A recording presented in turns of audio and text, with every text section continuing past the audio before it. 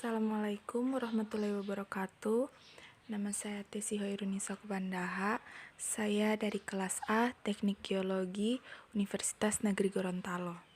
Di sini saya ingin mempresentasikan sebuah resume dari buku yang berjudul The Introverted Leader: Building on Your Quiet Strength yang ditulis oleh Jennifer B. Kahnweiler, PhD.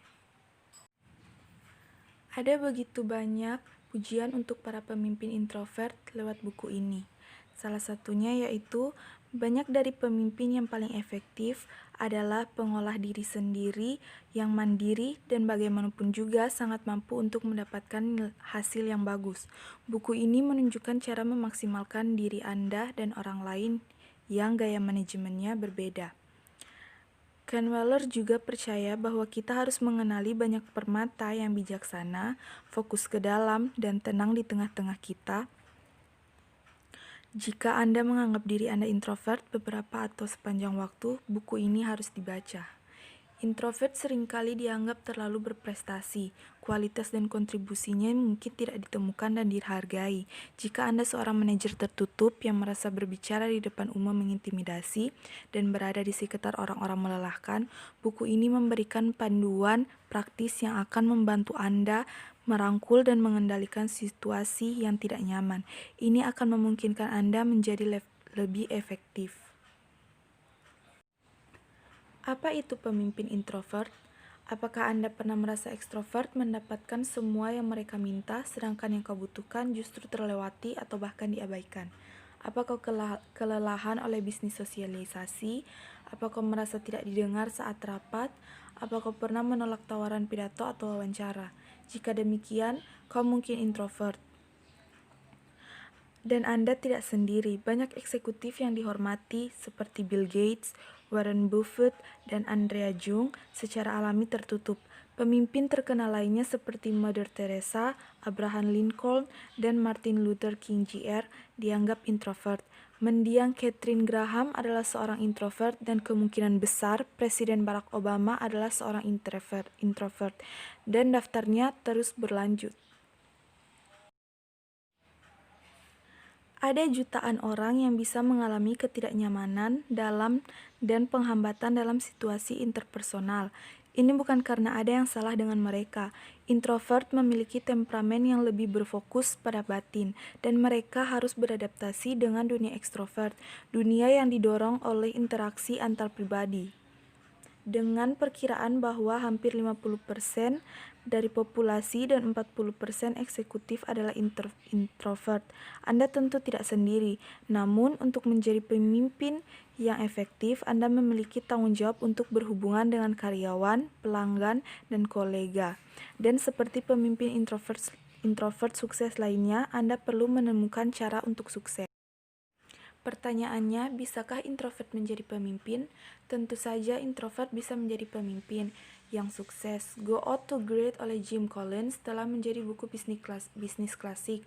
Dalam mempelajari karakteristik perusahaan yang sukses, Jim Collins menemukan bahwa setiap perusahaan sukses yang dia pelajari memiliki seorang pemimpin yang menunjukkan apa yang disebutnya karakteristik level 5. Selama masa transisi, mereka menunjukkan fokus pada hasil, tetapi sama pentingnya dan mungkin anehnya, mereka masing-masing memiliki kerendahan hati pribadi. Dalam sebuah studi yang diterbitkan di CEO Magazine, eksekutif senior mengatakan bahwa kurangnya empati adalah penyebab utama kegagalan para pemimpin saat ini. Hasil ini sesuai dengan penelitian yang dilakukan oleh guru kecerdasan emosional Daniel Goleman. Ia menemukan bahwa bos terbaik memiliki sesuatu yang disebut kecerdasan sosial yang tinggi.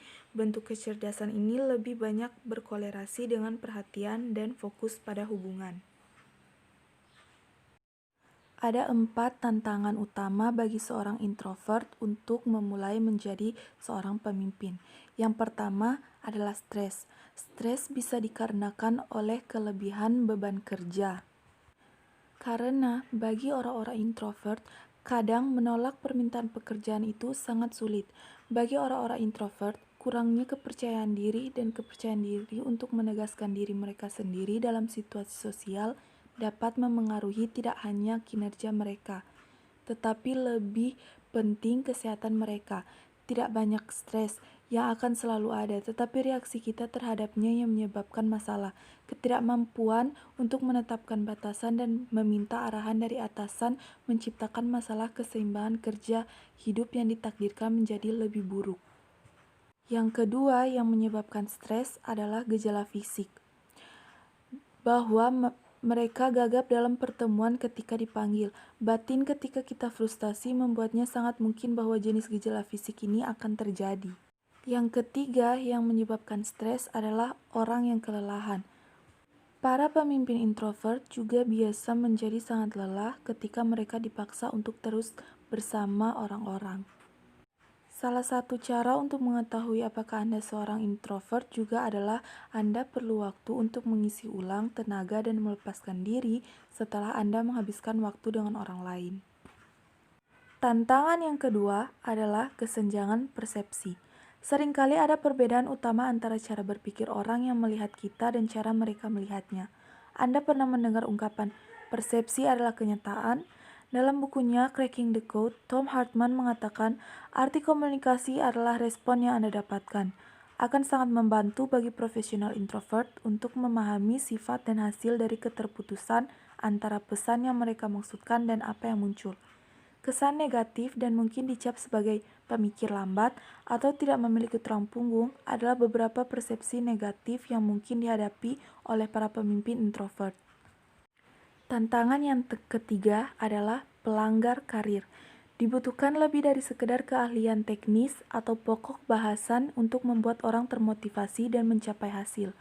Keterampilan interpersonal adalah kunci saat Anda mengambil peran kepemimpinan. Ketika Anda mencapai hasil untuk perusahaan Anda dan mengembangkan hubungan, kemungkinan karir terbuka baik di organisasi Anda maupun di bidang Anda. Orang-orang introvert pasti mengalami hambatan dalam karir mereka ketika mereka tidak memperhatikan sisi hubungan. Soft skill ini, begitu mereka biasa disebut, sekarang menjadi pusat perhatian sebagai kompetensi yang diperlukan. Karenanya, terdapat investasi yang luar biasa dalam pelatihan dan pembinaan bagi para profesional dan program pengembangan kepemimpinan menjamur dalam beberapa tahun terakhir. Dan tantangan yang terakhir adalah tak terlihat. Tidak bersikap front and center adalah sifat lain yang bisa menimbulkan masalah bagi introvert di tempat kerja. Dampak utama dari menjadi tidak terlihat adalah hilangnya peluang, ide tidak didengar, dan hilangnya kekuatan pribadi. Membuka sukses dengan proses 4P, prepare, practice, present, dan push. Persiapan berarti Anda memiliki rencana permainan, jadi luangkan waktu yang diperlukan untuk menyendiri dan menyusun strategi untuk interaksi antar pribadi. Misalnya, mengklarifikasi tujuan Anda, memikirkan pertanyaan dan fasa khusus untuk dikatakan, membuat catatan, dan berlatih dengan rekan terpercaya. Yang kedua, latihan. Setelah Anda mempersiapkan rencana Anda, maka Anda harus coba untuk mempraktikannya. Yang ketiga, presence atau kehadiran. Saat Anda menunjukkan kehadiran, Anda juga lebih otentik, yang merupakan komponen penting kepemimpinan lainnya. Dan terakhir, dorong. Emerson berkata, lakukan apa yang paling Anda takuti. Ini lebih mudah dikatakan daripada dilakukan. Namun, banyak pemimpin introvert yang saya ajak bicara memang mengambil langkah-langkah yang disengaja untuk mendorong diri mereka keluar dari zona nyaman mereka dan masuk ke dalam interaksi interpersonal yang tidak nyaman. Ketika Anda memaksakan diri untuk mengambil resiko, Anda membiarkan orang lain melihat potensi Anda. Pada slide ini ada berbicara di depan umum. Pada tingkat tertentu, kebanyakan orang mengetahui langkah-langkah yang perlu mereka ambil untuk mengatasi ketakutan mereka berbicara di depan umum. Kombinasi pelatihan dan seperti slogan komersial Nike, lakukan saja, adalah bagian dari formula untuk sukses. Sebagai staf penjualan, Richard Elmes berkata, presentasi yang Anda berikan besok akan jauh lebih baik karena pidatonya yang Anda sampaikan hari ini. Hidup ini terlalu singkat untuk dilumpuhkan oleh ketakutan ini. Orang-orang perlu mendengar apa yang Anda katakan. Anda bisa menggunakan model 4P untuk menjalani langkah-langkah menjadi pembicara yang lebih percaya diri dan kompeten. Lalu, mengelola dan memimpin. Orang yang dianggap introvert sering melaporkan bahwa mereka lebih nyaman berbicara dengan orang lain dalam satu-satu situasi daripada dalam kelompok. Mereka juga dianggap sebagai pendengar yang sangat baik, yang lebih mendalam daripada percakapan mereka yang luas. Seringkali ini adalah masalah mengetahui bagaimana memulai percakapan. Peringatan, jangan ajukan begitu banyak pertanyaan sehingga orang merasa dipanggang. Juga pastikan untuk benar-benar mendengarkan jawaban yang mereka berikan kepada Anda. Dalam memimpin juga dibutuhkan rasa humor, karena rasa humor menunjukkan empati, tegas, bertanggung jawab, rendah hati, dan berbagi otoritas. Selanjutnya adalah proyek Hiding Up. Saat Anda bersiap untuk melangkah ke kepemimpinan manajemen proyek, berikut adalah 3 strategi sukses yang perlu dipertimbangkan. Pertama, pelatih dan mentor. Untuk membangun tim proyek yang solid, manajer proyek harus meredakan konflik personal yang sulit dan mengidentifikasi kebutuhan pengembangan keterampilan dalam tim. Kegiatan ini membutuhkan negosiasi dan pendampingan. Kedua, bangun kredibilitas. Merencanakan tingkat kredibilitas saat ini dengan masing-masing pemangku kepentingan proyeknya. Pendekatan ini mungkin akan memungkinkan dia untuk merencanakan strateginya dan mencegah masalah lebih lanjut. Dan yang ketiga, komunikasikan harapan. Bentuk komunikasi tertulis juga meminimalkan kebutuhan akan banyak penjelasan verbal di muka. Saya berbicara dengan administrator introvert di sebuah agensi nirlaba yang telah merencanakan formulir yang berguna untuk berkomunikasi dengan tim proyeknya. Dia membuat lembar yang mencantumkan nama proyek, tanggal penyelesaian target, daftar tugas, peserta tugas, dan tanggal jatuh tempo untuk setiap orang. Dia mengirimkannya kepada setiap orang untuk direaksi dan diedit, dan juga pasti akan memasukkan kata-kata penghargaan dan dorongan. Dalam komunikasi tertulisnya, selain itu, dia membuat dirinya dapat diakses saat proyek berlanjut, jika orang memiliki pertanyaan dan menghadapi hambatan. CZ Dorgello, manajer proyek yang disebutkan sebelumnya, mengelola ekstrovert dengan membatasi laporan. Dia juga telah belajar untuk menugaskan ekstrovert ke situasi sosial yang besar dan tanggung jawab yang membingungkan. Mereka secara alami mengambil lebih banyak ruang dan sedikit lebih visual dan vokal dalam partisipasi mereka. Jadi dia menggunakan alat pertemuan partisipatif untuk mencapai keseimbangan yang lebih. Zizi mengatakan bahwa menjadi seorang introvert membawa nilai besar untuk proses negosiasi dan mendapatkan buy-in dari tim dan mitra. Saya bekerja dengan sangat baik dalam percakapan satu lawan satu, memberi orang perasaan didengarkan dan didengarkan serta menciptakan rasa percaya dalam hubungan tersebut. Saya tidak mudah teralihkan atau cenderung melakukan banyak tugas. Jadi, saya memfokuskan percakapan dan interaksi saya yang menurut saya menyenangkan. Rekan saya yang ekstrovert bisa terlihat sangat sibuk dan produktif dengan semua tugas ganda mereka yang digerakkan secara eksternal.